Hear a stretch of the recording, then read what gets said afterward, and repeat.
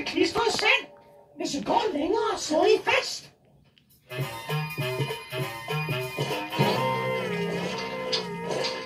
Wow! Ja, det er faktisk forbistret klistret. Hvordan skal vi komme hen over en hel sø af forbistret klistrethed? Hvad vil jeg kalde på vores tingesven? Hvordan var det nu, I sagde? Nå jo, kom så kalder vi. Tingest her. Tingest! Her?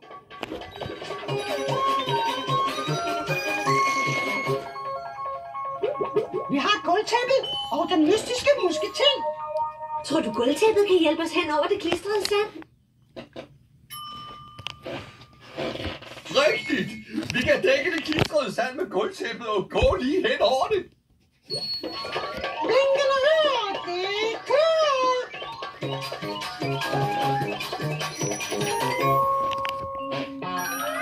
Juhu! Så længe vi bare går på gulvtæppet, sidder vi ikke fast.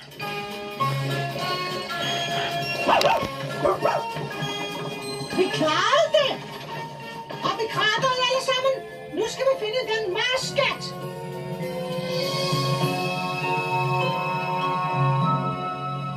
Nå, Mars Mikkel.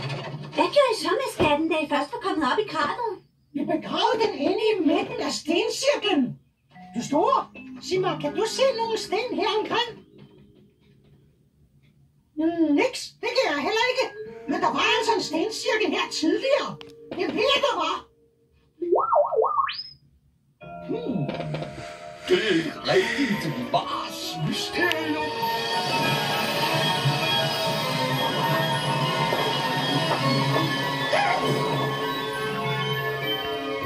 Jeg tror, jeg ved, hvad der er sket med den stencirkel. Vinden blæste sandet rundt, så den blev helt dækket til.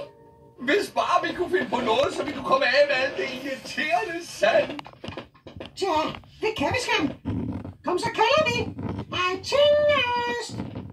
Hej, Tingest!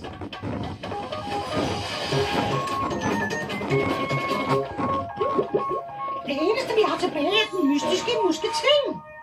Kom, så kalder vi. Mystiske musketing! Mystiske musketing! Hvad er dagens mystiske musketing? Det er en støvsuger, og det er lige præcis det, vi har brug for. Vi har brugt alle vores musketing. Det kører for os.